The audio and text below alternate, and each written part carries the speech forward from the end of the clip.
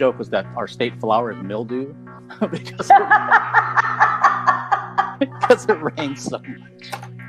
And so you might just accidentally push yourself in the wrong direction a little bit, and then it's like, I'm going to pay for it the next day. There's no guarantee whether we'll do it. But I was just like chilling, I look over and I was like, oh, hello, vagina. I was keep that compass pointed, true north to what you believe. No, definitely don't go to school. Go to rock and roll school. That's kind of crazy, but I don't remember this. Me neither. But when it comes to write lyrics, I really, it's a pain in the ass for me, Wow, this is what I want to listen to during my whole life. Did you really bring that up? That was a private conversation. I hope people keep thinking that I'm really relaxed while I'm playing and do not realize when I'm playing the difficult parts of the song. Those things are always interesting just because I'm so scattered. Polka metal can be interesting. Polka metal, yeah. I like it. It's a microphone. What am I supposed to do with this? I'm not sure. I don't remember. I know who to sue. Yeah. It was that being told I can't and I shouldn't made me want to do it. And I'm really hopeful that it's not possible. I want to be in their presence, so I conduct my life in a way that I hope that they want to be in my presence as well.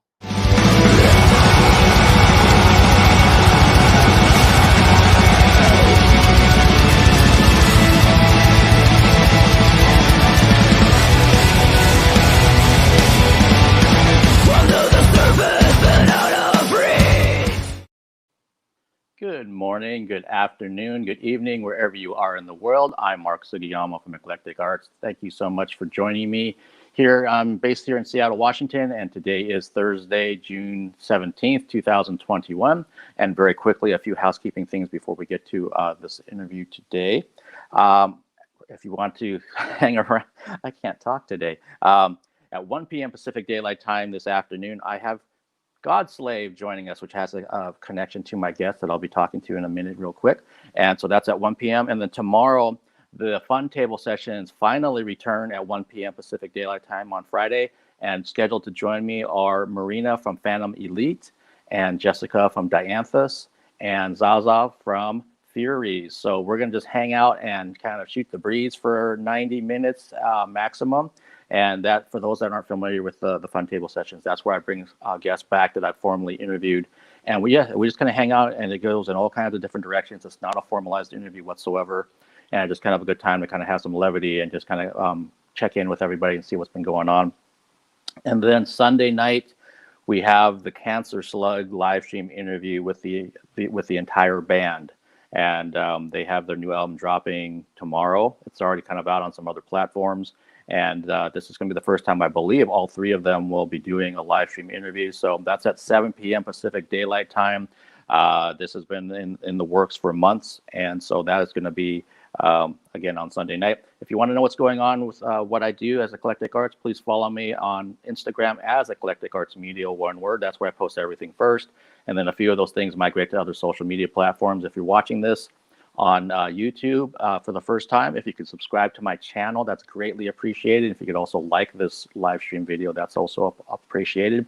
And if you're on the Twitch side of things, if you could follow me over there, that's great. I've managed to get some new followers over on the Twitch side, and I always appreciate that. So let's get to things. My guest today is a new metal band from Germany. Their debut album, Solitary, comes out on June 25th on Napalm Records. Please welcome to the Eclectic Arts Virtual Studio, Britta and Lukas from Hiraes.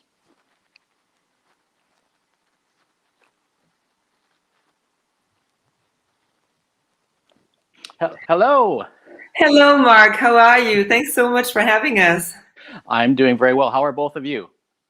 Fine. Like really, no complaints. Summer is here in Germany, so yeah, it's good here. Nice. Yeah, it's really sunny here in Seattle, surprisingly. Then I'll take it. Yeah, and we're supposed to be getting into Fahrenheit into like the mid 80s next week, which is really warm by our standards. So thank goodness.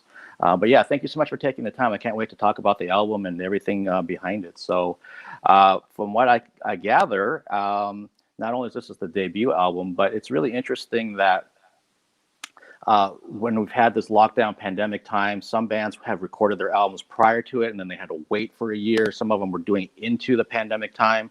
What was the timeline for getting Solitary written and recorded? Oh boy, like we pretty much formed in the pandemic, even though it wasn't really planned to form in a pandemic. Like our first, like the first time that we spoke was before that. But yeah, the majority of the band Hiraes happened during the pandemic, like all the songwriting, all the recording, everything. So yeah, we kept that pretty busy and on our heels, this band, which is of course like a welcome distraction from everything that's going on. Okay, yeah, and I understand, and maybe you guys can speak to this too, that each band member recorded their parts in their own studio separately, so it wasn't like you're all in the studio together. Is that correct? Yeah, we haven't been in the studio together. We all recorded everything at home, at our home studios, to say it. And yeah, our guitarist Ollie has a guitar studio, a small one, and our drummer Matthias has a drum studio, and Britta has her own vocal studio. So all the instruments and also the vocals were recorded in different places, and afterwards everything was sent to Sweden, to Fascination Street Studios, and mixed and mastered there by Jens Bogren. Okay, and on the plus side, technology allows bands to do this. You know, we're talking 30 years ago. It's like, that's not possible. You'd have to be in a studio to make this happen. So that's a huge plus. On the, you know, the con side of it, I would imagine it's really different not being able to, you know, riff off of each other in person when you're trying to lay down backing tracks or just the basic tracks, to kind of have that flow happen instantly just by looking at somebody versus, you know, doing it through this or doing it through, you know, email and file sharing and things like that. How did you like that process then of trying to get this album together, recording it separately? I don't think it was so bad. I mean, of course, you would prefer the situation sitting in your rehearsal spot and meeting on a regular basis and like showing each other the progress that you have made with the song. But it comes into play that we all, like, we don't live in the same city. We're spread across the northern part of Germany. So like really regular rehearsals is probably something that Hiraes will never really do. So we specifically need to train ourselves like for shows and everything. So from that side, it was something that we expected when we first talked to form this band. But on the other side, like if you the pandemic made everyone like a little bit lonelier than usually. For instance, like I live on my own by myself, so I was like basically like sitting at home or being alone by myself in the rehearsal room, screaming it out there to write the lyrics. So the whole process was kind of like lonelier than usually. So it was a different experience that I'm starting to understand that it might be really like a time where I learned a lot about myself. But on the other hand, I'm really happy when it's over. I don't know, Lukas, how was it? How was it for you? You're the man songwriter. Was it different for you? Yeah, I was used to this kind of working, but yeah, of course, it's always good to be in a studio together. But I think it, yeah, was okay for the situation. We had no other choice, and if we were not such experienced musicians, the album would not have, yeah, become an album. It would be simply unwritten, maybe. And yeah, so we are pretty happy that we had the opportunity to do everything at home and record everything, so that the album finally was, yeah, finished then. Okay, yeah, and I like Britta, what you were saying. I can relate to that because I live on my own. So when this pandemic hit, it was, some people were complaining about, you know, their spouse or their roommate or their boyfriend or girlfriend, and I'm kind of like, well, in some ways, think about the other side. Some people don't have anybody to complain about, and it gets a little weird, especially as it kept dragging on and on and on. And so if you had a chance to interact with anybody, it could have been like someone, I don't know, delivering food to you or anybody. In a way, yeah. Yeah. You start talking to them a little longer than you probably would have normally. But yeah, it's interesting too. And Lukas, like you mentioned, with being the main songwriter, did you have like a ton of riffs and things that you put into the songs that ended up on the album? Or was it strictly, here's the songs that I wrote and this is what we're going to record and I don't have anything left over? Yeah, there was not really much left over. I try to work very focused. There are always some riffs beside the main song that I record and save for maybe later. But yeah, I really try to work on the song in a very focused way, so that all the riffs that I write for the song really end in the song, and somehow it works. And yeah, I do not have that much rubbish that ends somewhere else. Okay, and then Britta, for you doing the vocals and the lyrics, do you get just all of the music and then you have kind of a blank slate of what you can do vocally to it, or is there like already guidelines of what the vocals are kind of envisioned in Lucas's head, how they should kind of sound melody wise? Like for this album, I wrote all the lyrics, but Lukas always had great ideas that he would add and suggest. And I mean, we wrote the album within like a span of 10 months probably, which is like a pretty short time frame looking at like they're creating new songs and writing together for the first time. So here and there, like I was really happy that Lukas had some great ideas also for topics or like titles of the songs. Yeah, but like the way I write is like I would get like a demo version that has guitars and drums on it, and then I would take that to my rehearsal room, play it loud, and then just improvise gibberish over it and see. Like I always call it like I throw noodles to the walls and I see which one sticks. So this is how I write my lyrics, and then like.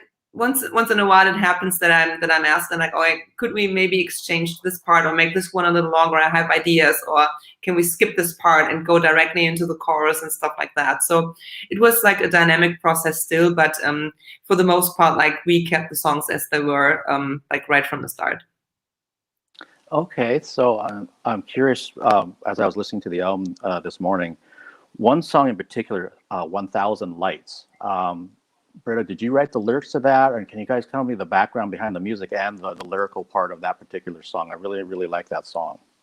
I have to pass the start of this answer over to Lukas, because this is one of the songs that he had the original idea for, at least like for the title. Yeah, I even have to start a bit earlier. It was one of the songs on the album that I thought, is this really a track for the album? I was not really happy with it, but it's really one of those songs that developed over time. So I wrote it and I sent it over, and I just thought, and yeah, maybe it's not such a great song, and maybe we can work everything out a bit more. But yeah, then came the vocals and the orchestral arrangements in the background, and yeah, everything suddenly sounded better, I don't know, or different. And yeah, the idea behind that title 1,000 Lights was I was walking around here on a hill, and it was pretty much getting dark, and I saw many lights in a valley and thought, yeah, maybe that this could be some sort of remembrance for someone, or in remembrance that someone lit these lights. And I passed that over to Britta, and she formed the lyrics out of it, but changed it a bit, and with her very own ideas. And so Britta, you can say a bit more to that, I would say. Yeah, I love the idea that Lukas had, but like we had written other songs for the album already, and like for the overall feel of the album, it felt a little bit too romantic to like have like a memory, like in the like scene, like in the back, like 1,000 lights lit, and it sparks a memory. So I was like thinking of, okay, who else can the person be standing on the hill looking at these 1,000 lights? And I kind of like used it as a metaphor for people who maybe like don't fit in, who don't belong, who feel like they don't belong. So they see the homes of other people who all belong into a place, and there are 1,000 lights being lit up in the back, or in the distance, but you can see them, but you don't have access. So someone who's left out. This is the perspective that I gave the song to make it a little bit more, I don't know, like a little bit more dark.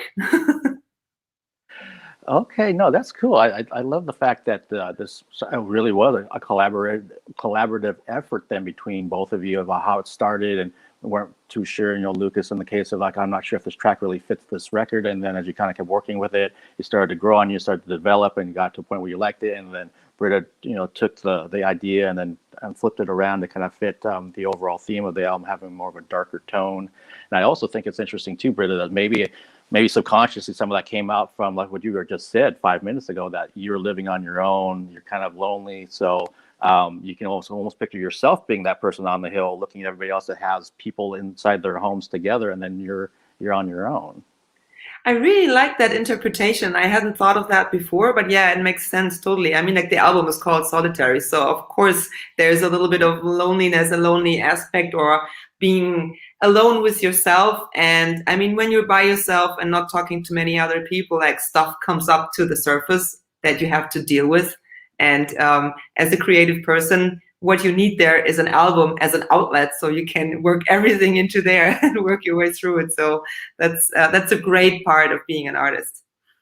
Yeah, absolutely. And I want to say hi to Carlos. Carlos, you're with us on Twitch and on YouTube. Okay, nice. So thanks for joining us as we're talking to Britta and Lukas about their album that's coming out. That'll be next week? Gosh, that's this year. I mean, no sense of time with anything.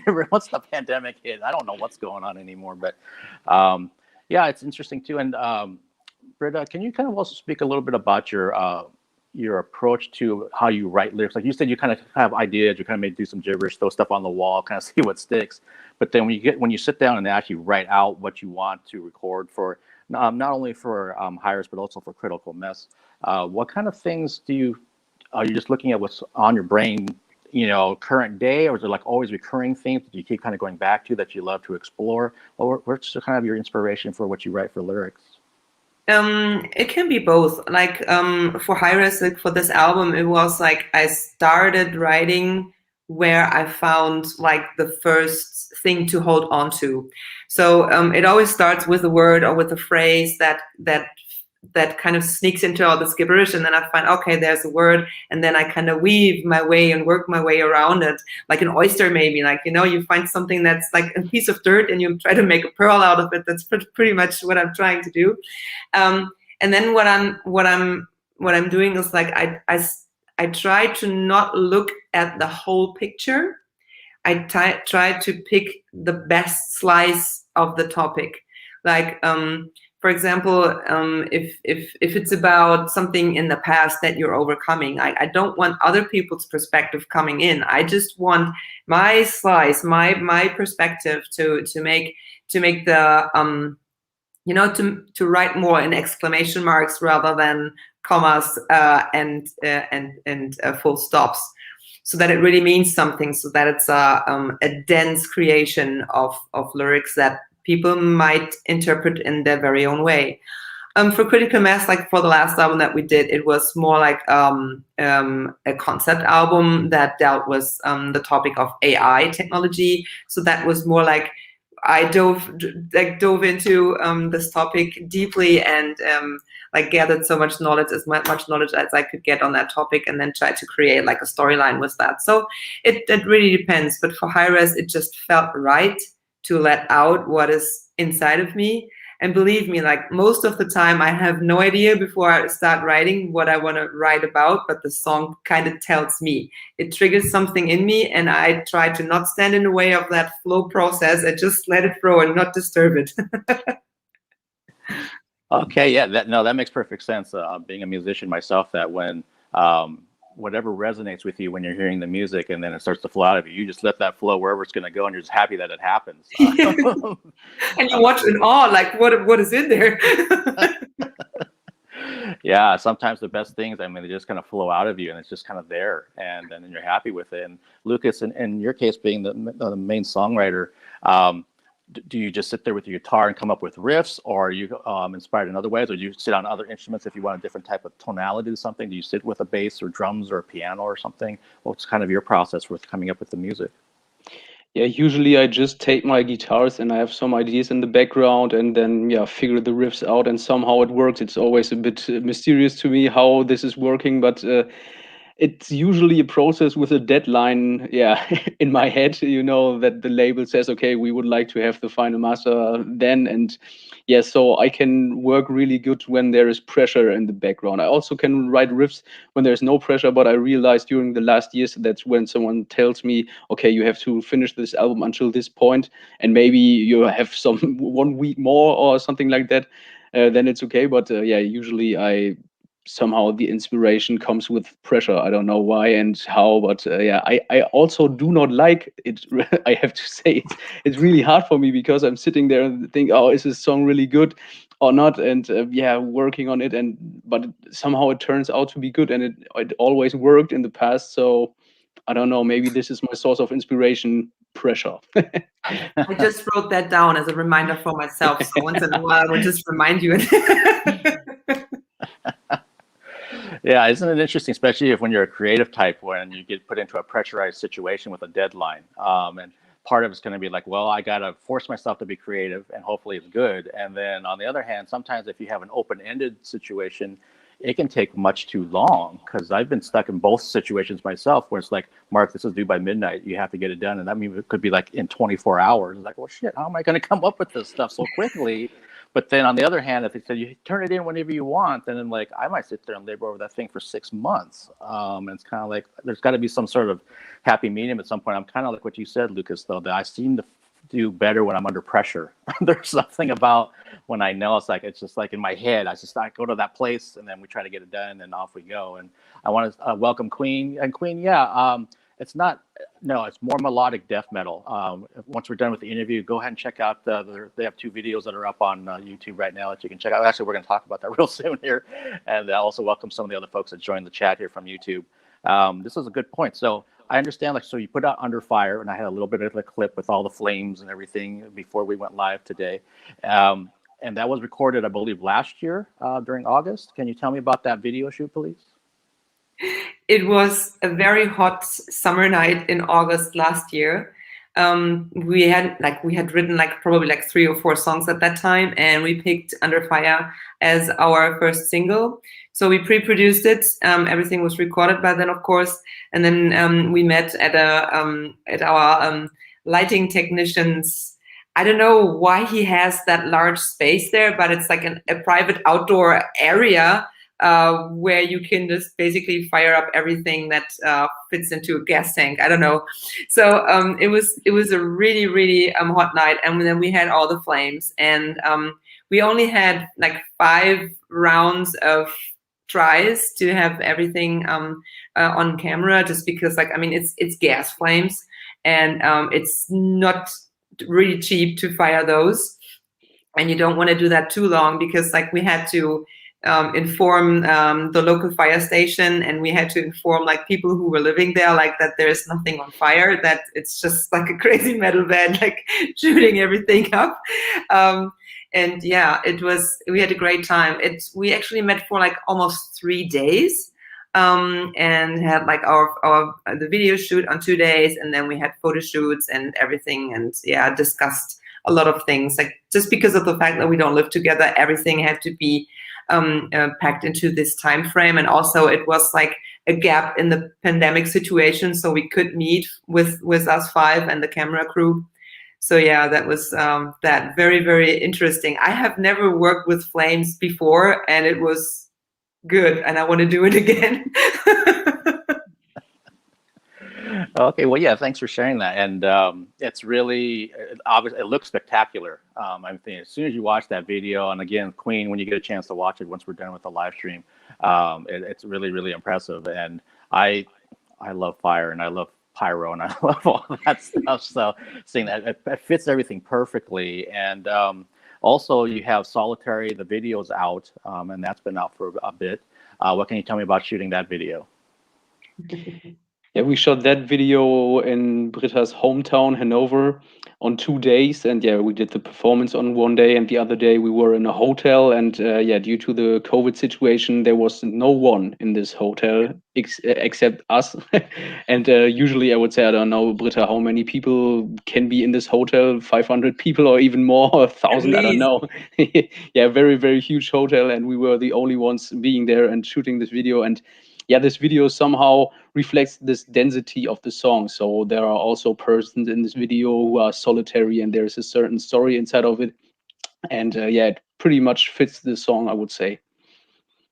Yeah, I absolutely agree. It fits it very, very well. And as we get closer to wrapping this up, one thing I kind of noticed when I was listening to the songs, and maybe this was not intentional, is that there's this kind of a melancholic quality to the music and just the songs overall. And I don't know if that was intentional, or if that was just something that just kind of organically happened. Was that something that you were trying to do, or did it just kind of happen?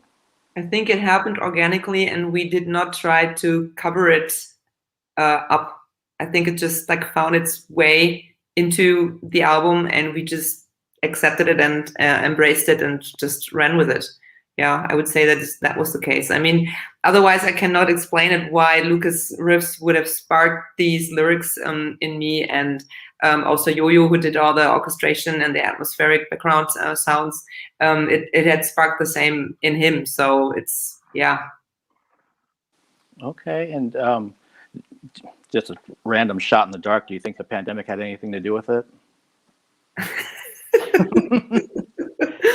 Well, from the lyrical standpoint, I want to say just not a primary factor, but a secondary factor, because there was stuff happening in my personal life prior to the pandemic that I probably wouldn't have dealt with in depth hadn't there been the pandemic. So I was kind of forced to work my way through it and dig myself out of the situation.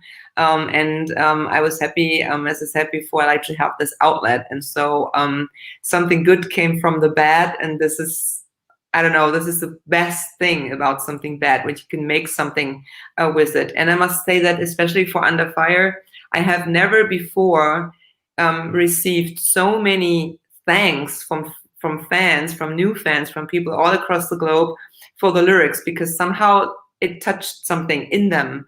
And that makes me very grateful that they just like let me know. I mean, like this is the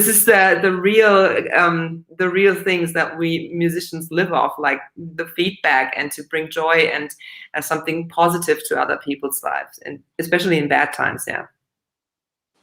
Yeah, you know, that's wonderful that you're getting such amazing feedback, and it's also that you went through a really tough time, and then on the other side of it, you ended up with this album, and the fact that it's resonating so well with so many people around the world tells you a lot. I mean, I was just looking at like the views and things on YouTube of just those two videos alone, and it's huge. It's a huge thing.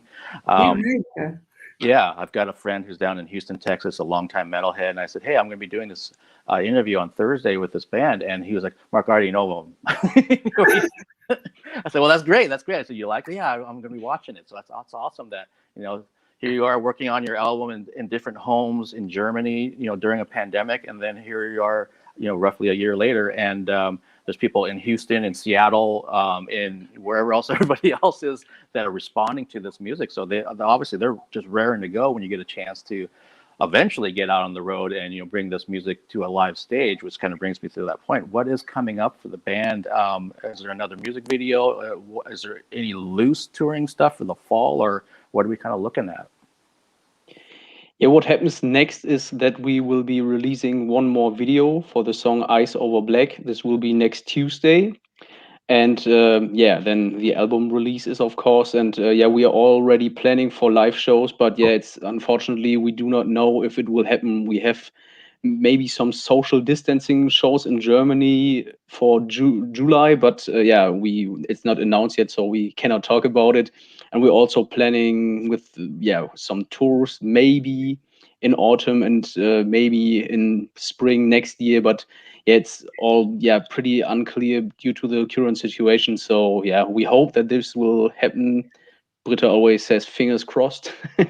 And we really hope that something might happen because we want to go on stage finally and play live in front of an audience. Would be so great, because we are really a live band, and though this energy of the album, we want to bring this to the stage and also to the people out there. And we really hope that there will be something possible quite soon. Yeah, I definitely have my fingers crossed, and it makes perfect sense that every band's kind of in a similar situation. It's kind of like, we want to be out there, but we're not really sure when it's actually realistic for us to be able to be out there. But it'll happen sooner than later. And I can also say from here in the United States that a lot of the bands that are on Napalm Records have toured the US, so that's a huge plus of different styles of metal. So eventually when those gates open, and it probably would be at the earliest next year for a US thing, I think there's a good chance that we can finally see Hiraes over here. It would be so awesome. I really want to do that. I'm so ready. Like, I have my and I just need that phone call. You're up for a tour in the US, and my bag is packed 1 hour later. Like, I really just want to go and play.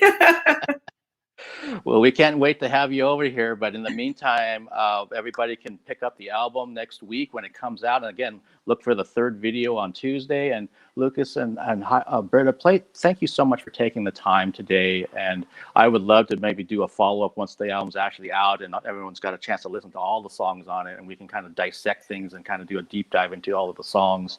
We'll kind of see if we can, get that together, because I love connecting with my guests more than just once, to kind of really kind of develop that working relationship with them. Yeah, anytime, Mark. It was really a pleasure to be here. And also, like, before we wrap this up, thanks to everyone in the chat. Like, I'm seeing that here on my right side screen. Like, so Carlos, Queen, Bauchbart, who else is there? Thank you so much for watching, and we really appreciate that. And we wish you all the best and hope to come out and play for you guys, hopefully very soon. Awesome. Yeah. Thank you, everybody in the chat. Thank Britta and Lukas, and stay safe over there, and hopefully get a chance to talk to you much sooner than later. We hope thank you so very too. much. Take care. Stay healthy, everyone. Thank you. Have a good night. You too. Bye. Bye-bye.